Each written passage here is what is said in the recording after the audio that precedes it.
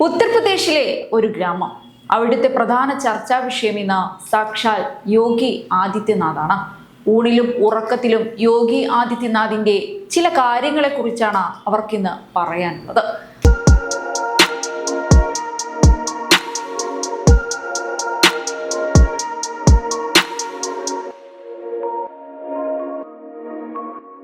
പറഞ്ഞു വരുന്നത് ഉത്തർപ്രദേശിലെ ജവാർ ഗ്രാമത്തിലെ ജനങ്ങളുടെ ഇപ്പോഴത്തെ അവസ്ഥയെ കുറിച്ചാണ്.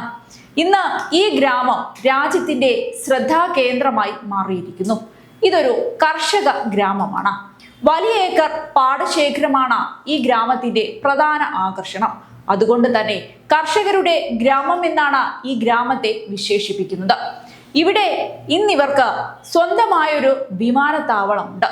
ജവാറിൽ ആയിരക്കണക്കിന് ഏക്കർ ഭൂമി ഏറ്റെടുത്ത് നിർമ്മിച്ച നോയിഡ അന്താരാഷ്ട്ര വിമാനത്താവളം. ഈ വിമാനത്താവളത്തിന്റെ ഉദ്ഘാടന ചടങ്ങിൽ കഴിഞ്ഞ ദിവസം ശ്രദ്ധേയമായ ഒരു സംഭവം അരങ്ങേറി. ഇവിടുത്തെ കർഷകർ അധ്വാനിച്ചുണ്ടാക്കിയ ഭൂമിയിലാണ് വിമാനത്താവളം ഉയർന്നിരിക്കുന്നത്. കഴിഞ്ഞ ദിവസം ഈ വിമാനത്താവളത്തിന്റെ ഉദ്ഘാടനമായിരുന്നു. ഭൂമി വിട്ടു നൽകിയ 172 കർഷക കുടുംബങ്ങളെയാണ് മുഖ്യമന്ത്രി യോഗി ആദിത്യനാഥ് ആദ്യ വിമാനയാത്രക്കാരായി ക്ഷണിച്ചത് എന്ന വാർത്ത ഇന്ന് ശ്രദ്ധേയമാവുകയാണ്. സത്യത്തിൽ ഇതിൽ നല്ലൊരു വിഭാഗം മുസ്ലിം കർഷക കുടുംബങ്ങളാണുള്ളത് എന്നത് എടുത്തു പറയേണ്ട ഒരു കാര്യമാണ്.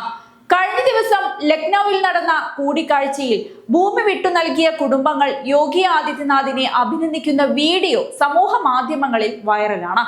ഭൂമിക്ക് മികച്ച നഷ്ടപരിഹാരം ലഭിച്ചതോടെ തങ്ങളുടെ ജീവിത നിലവാരം മെച്ചപ്പെട്ടെന്നും പല കുടുംബങ്ങളും സാമ്പത്തികമായി ഉയർന്ന നിലയിലെത്തിയെന്നുമാണ് അവർ പറയുന്നത്.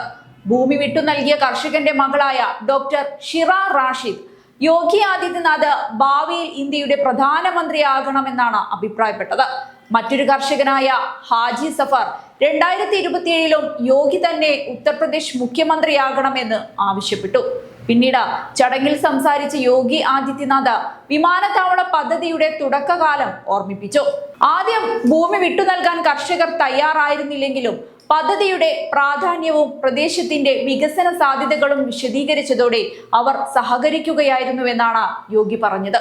ഒരു ചതുരശ്ര മീറ്ററിന് 4300 രൂപ നിരക്കിൽ നഷ്ടപരിഹാരം നൽകിയതായും ഇതിലൂടെ നിരവധി കുടുംബങ്ങളുടെ ജീവിതത്തിൽ വലിയ മാറ്റം ഉണ്ടായതായും റിപ്പോർട്ടുകൾ പറയുന്നുണ്ട്. പ്രദേശത്തിന്റെ വികസനത്തിന് വഴി തുറന്ന നോയിഡ അന്താരാഷ്ട്ര വിമാനത്താവളം ജവാറിന്റെ ചരിത്രത്തിലെ തന്നെ പുതിയ അധ്യായമായാണ് ഇപ്പോൾ വിലയിരുത്തപ്പെടുന്നത്.